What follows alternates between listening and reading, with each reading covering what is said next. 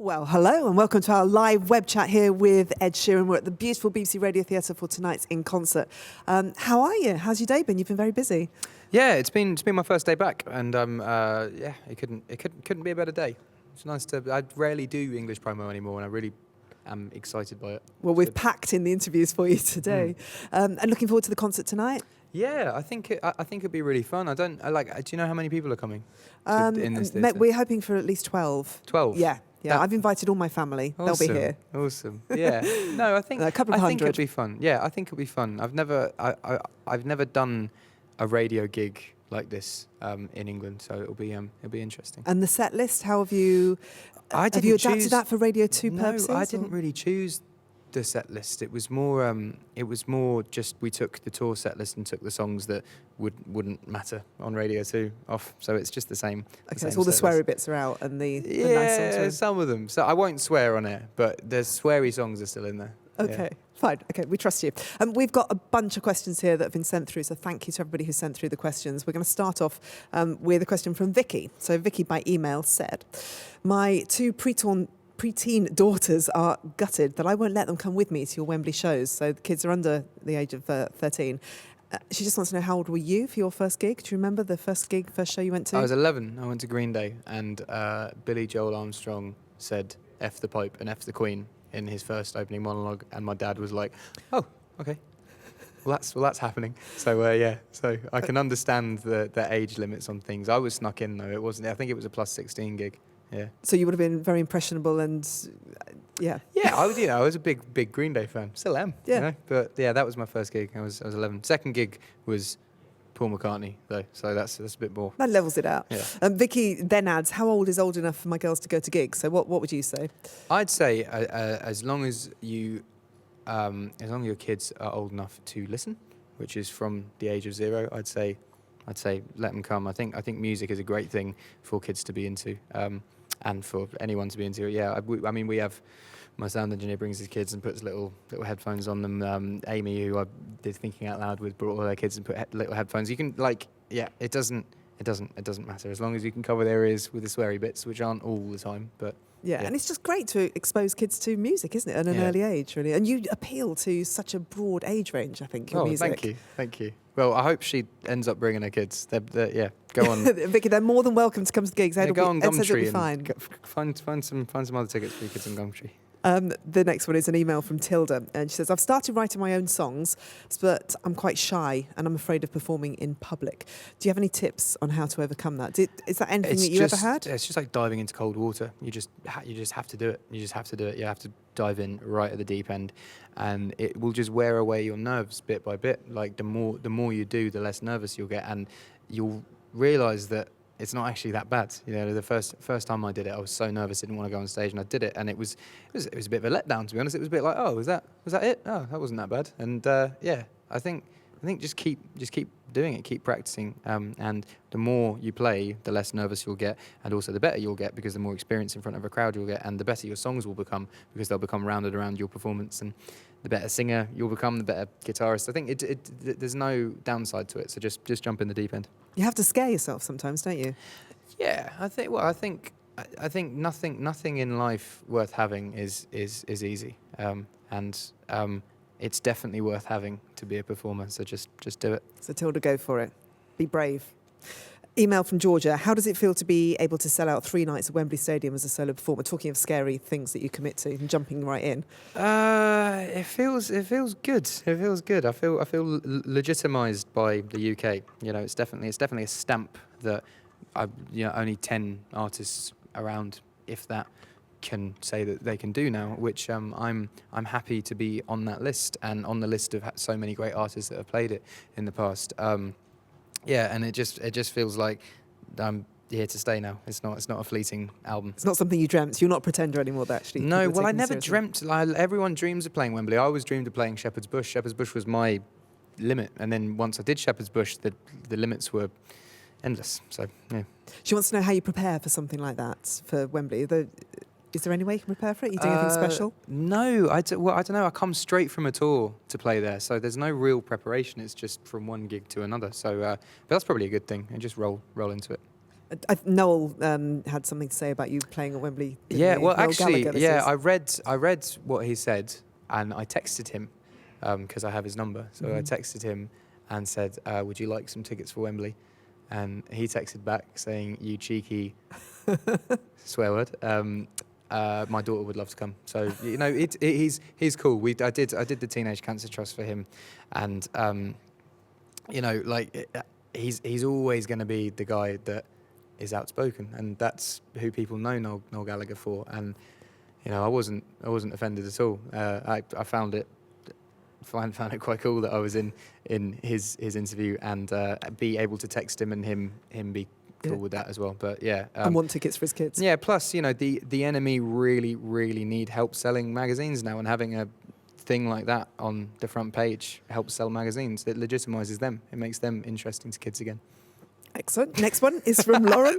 Why don't you name your guitars anymore? Have you run out of cousins to name them after? Is this something you did in the beginning? No, because I go through the guitars so quickly now. So I'll name them and then they'll be broken within a couple of weeks. Yeah. So yeah. It's like in Game of Thrones where Gilly at Craster's house doesn't name a kid because he keeps sacrificing the kids. Okay. Yeah, it's kind of like that. That's a good comparison. This is from Rowan on Facebook. I'm a big fan of the way you use a loop pedal. Have you considered also performing with a band, or do you prefer the format of a one-man show?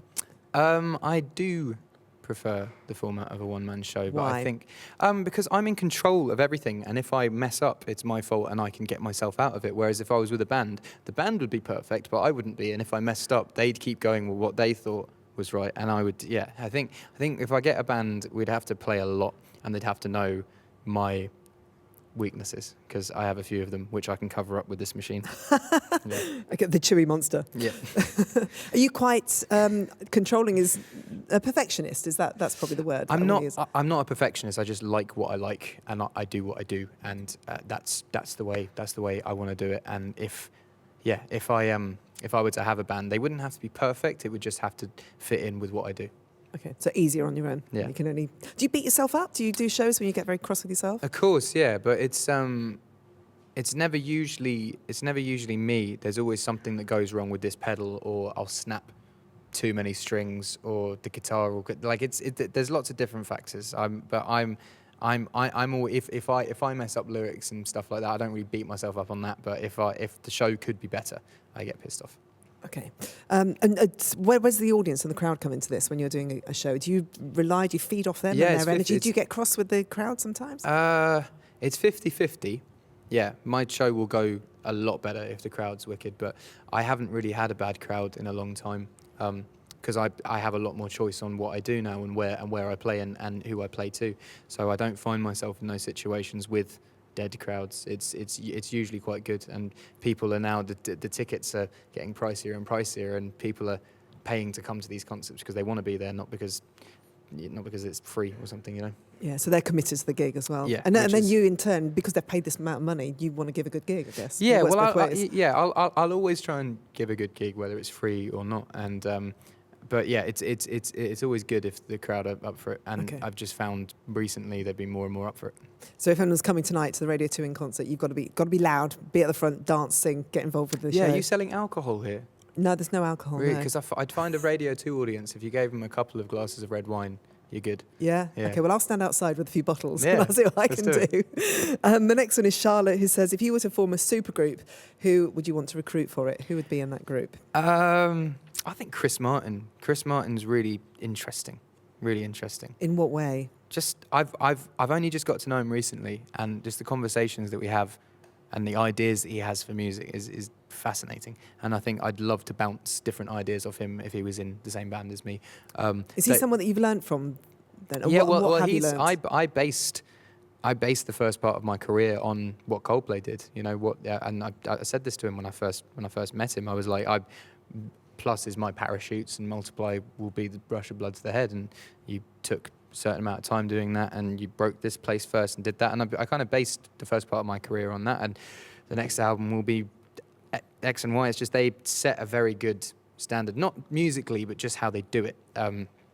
Because every single album they release, it's an event, and it's a Coldplay album coming out because they change the way they dress, and the whole album reflects on stage. You know, it's whether it's spray paint for Milo Zalotto, or they're just wearing white and black for Russia Blood's the Head, or in Viva La Vida they're all dressed up in military uniforms. It's a very concept. very specific thing. So that's where I was going with, you know, it being strictly orange for Plus and just orange everywhere, and now it's bright green for Multiply, and just things that stand out and do that. So yeah, it's very much I've very much been mirroring that.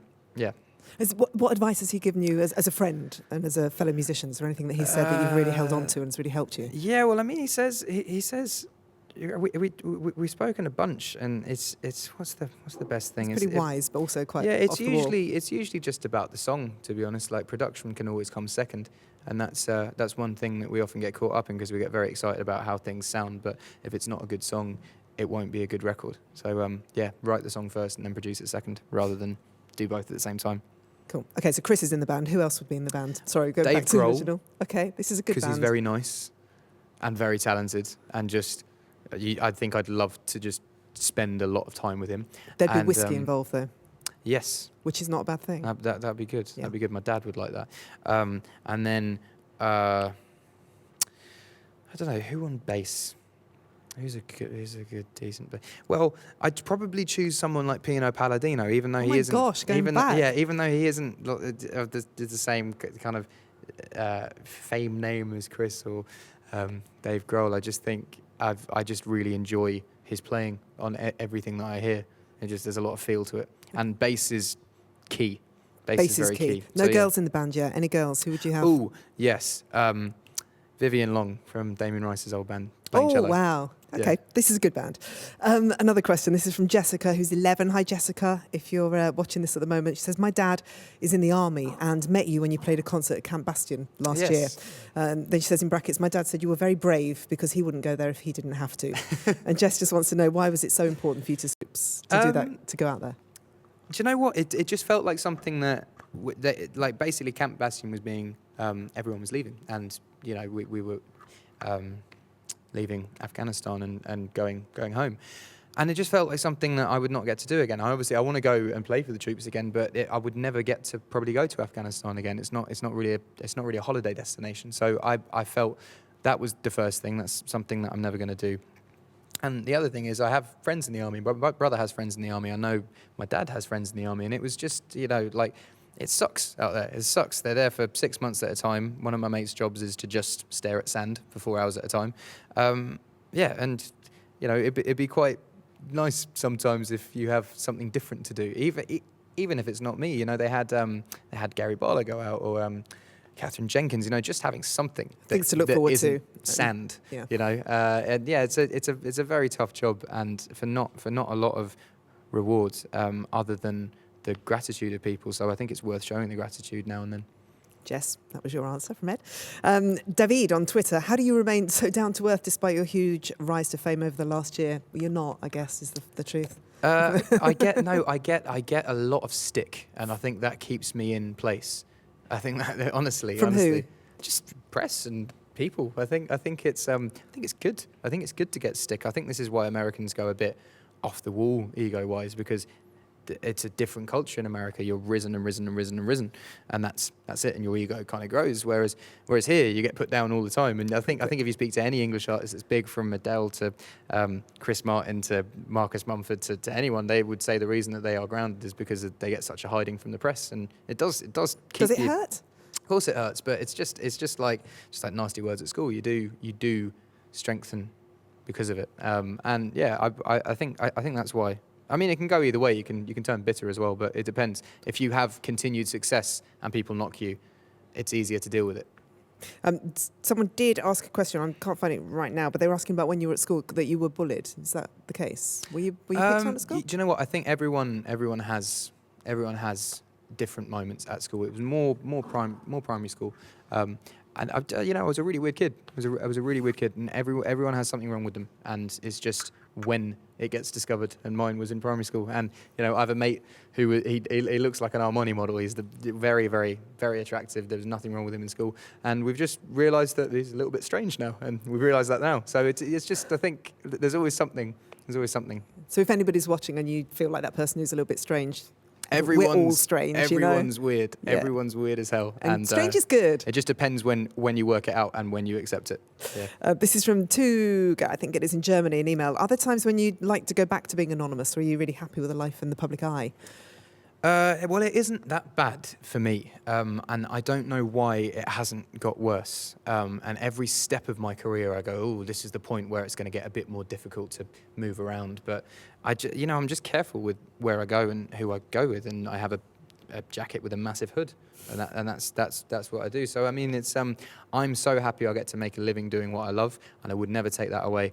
And it hasn't got to a point where I started to really resent it or hate it. And the only points where that happens is points where I put myself in that situation and I can avoid it, Like what? There was one time where I remember it was the first time my album went number one on my first record, and it was the same week that One Direction went number one with their first single. And One Direction said they were going to Radio 1 to kind of do it, and then decided not to because there were so many kids outside, and we didn't hear about that. So me and my manager were just kind of walking down the road being like, "Oh, we have a number one album," and we arrived there and there's 1,000 really annoyed kids that One Direction aren't coming up, and they kind of turn and see the next best thing, and then and then we just got hounded. What did they do? Did they just all look terribly disappointed, or did they just I scream? felt like I was a member of One Direction for a second. It was like clawing, screaming, grabbing, being dragged through by a big security guard. So I mean, but that could have been avoided, kind of thing, in my head. So it's just not putting yourself in those situations. So supermarket shopping, you do that, okay? Supermarket shopping, yeah, I do that. It takes a while. It takes a while. People speak to you? Yeah, or put me on the phone with people. They'll just come up to me with a phone and be like, "Say hi," and you'll be like, I got a bag of frozen peas in my hand. How you doing?" But yeah, it's and the era of the selfie as well, of course. Yeah, I mean, it depends. Also, it depends where you go. In my local Tesco's back home, it does take a while to shop, but it's because there's a big profile there because I'm local. But with the place where I live in London, I don't know if anyone cares. I honestly don't know if anyone cares. I've kind of walk in there and do my shopping and then leave, and that's kind of it. Yeah. Next one, Gabby on Twitter. We know that you love TV shows like Game of Thrones, which you've already mentioned really early in the chat. What would you class as your TV guilty pleasure? Guilty pleasure? Yeah. What do you obsessively watch and feel a bit grubby about? I went through a Towie phase last year. Yeah, which only ended because I started touring again and couldn't keep up with Towie. But I bought it on iTunes. But you enjoyed that? I bought it on iTunes. Yeah. And watched it. Because it's been the holiday season, what have you been watching recently? I watched Peaky Blinders, which was wicked. And I'm about to start Sons of Anarchy again. I just finished Sons of Anarchy. I'm about to start it again because my girlfriend's very keen on watching it. But yeah, I had lunch with the creator of Sons of Anarchy today. Really cool. And he was telling me all about the characters in it who are actual Hells Angels. It's brilliant. Okay, next one. Daniel in Driffield says, when you write a song like Thinking Out Loud, how much does it change from your first draft to the final recorded version? I listened to the first draft the other day, and there's a whole bridge that I forgot to record. There's a whole section of the song which I basically put a guitar solo in because I forgot what I did, and then I listened to the first draft and I was like, oh, I should have just put that in. So in the bit where the guitar solo, there's another like bridgy verse bit. Yeah. Okay, so there's your answer. And Anjali by email, if you had to make a choice between writing songs and performing from now on, so you could only do one of those things, what would you do? Writing songs, performing? I don't know. It's a weird thing because the buzz you get from writing a song can't be matched by anything else. The excitement of writing a good song is like second to none. When do you realise? When do you know that you've got a good song? Is it when you hear it on the radio? Is it when you play in the studio? No, or you're kind of over it by the time it's on the radio. It's the first half an hour of doing it where you're just like, oh, this is happening, and then it kind of happens, and you're like, cool, and you overplay it, and then it goes on the radio and gets even more overplayed, and then that's kind of it. But that first spark is the best thing. So the songwriting process how does it work for you? Do you do it in the middle of the night? Do you make notes all the time, or do you just sit down and solidly write? I don't write I hadn't written for like 8 months, and then I wrote like 6 songs in 3 days. It will happen like that. It will just be blasts of inspiration. It's not really a constant thing. And you suddenly feel the muse flowing through you, and you just know that you've nailed it. It's just a weird thing. I think because I tour all the time, and then the times where I'm not touring, I'm just left in the room with a guitar, and I'll just pick up a guitar and start playing different chords, and then songs will just come. And I think it's just putting yourself in that situation, but not all the time, to dry yourself out. Okay. Final question. I think this is from Ada on Twitter. If you could choose between being Frodo Baggins, Jon Snow, or Han Solo, who would you be and why? Jon Snow. I would be...